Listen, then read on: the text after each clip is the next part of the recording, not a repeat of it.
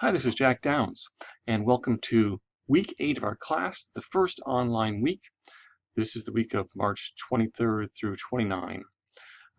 Previous to this video, you should have watched the Welcome to the Online Transition video, and this is the video you're in right now. I'm showing you the portion of the Moodle page that relates to this week. A few notes for you, and then we'll get on to the other videos and the actual work that you have to do. First of all, do you owe me old work? You'll see some of those drop boxes are still open. However, I have closed some that have just become too old, too late to be graded. However, it isn't too late to get some of that old work in. I will still grade some old work.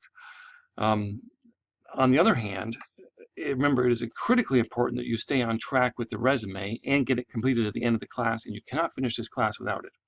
So therefore, if you are behind on the resume, make that your priority. You may have to skip some levels of resume to try to jump up to where we are. Ask for help. Get the resume in. Also, pertaining to the resume, as we move forward, take my comments seriously or ask me about them if you have questions or disagree.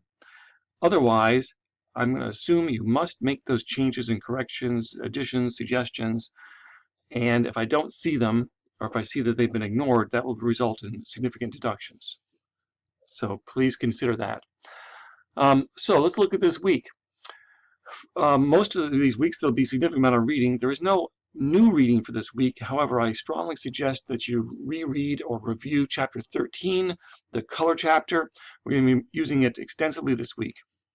Remember that Color 1 is due. You should already have that done as the week begins. If you don't, get it done right away. It has to be complete and correct as you move forward. You're going to use Color 1 to do Color 2 and 3.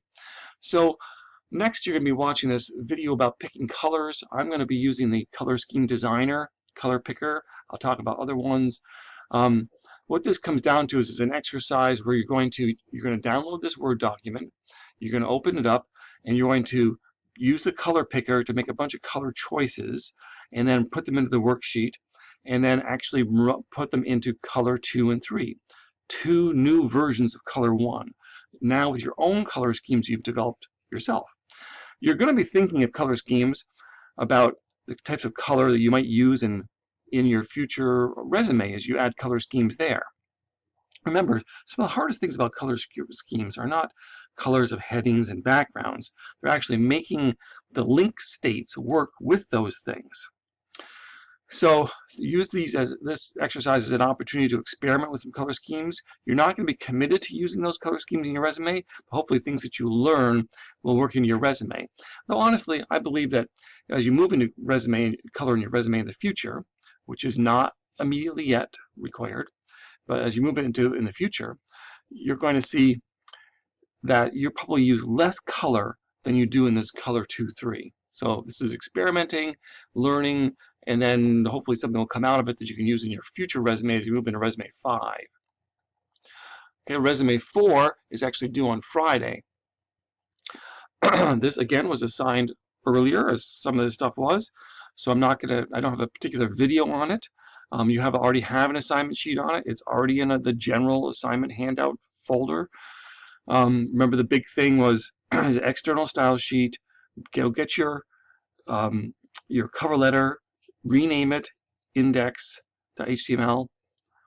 Also, carry along with it the image that you have on the top of it. You develop an external CSS style sheet. Remove all the CSS from the top of your resume and your cover letter. Put links in both. Now the style is all handled by the external style sheet. So in the end, this root folder is going to have your overall resume, your cover letter, now renamed, the images on the cover letter, and the CSS style sheet, and the only CSS anywhere is in the style sheet, and the only thing in the style sheet is CSS. Remember, no angled brackets, no HTML in the style sheet. And finally, although you'll be getting it near the beginning of the week, is going to be this study guide, which is essentially you can call it a take-home quiz. There's instructions on it. You'll get it as a PDF, and then reading that PDF, you will create your own document, which will be the answers to all the questions there. And then you will drop it here as either a Word document or a PDF. I would prefer not to have shared Google Docs here for that. You can always save a PDF out of Google Docs if that's where you're working on it, though. That's fine. And remember, as I described here, that there are multiple copies of this, so this should be done as independent work. So that's going to be the week, and then we will move into the next week with more reading, and then a new. You'll have received resume feedback from me, and there'll be a new level of the resume as we move into week 9.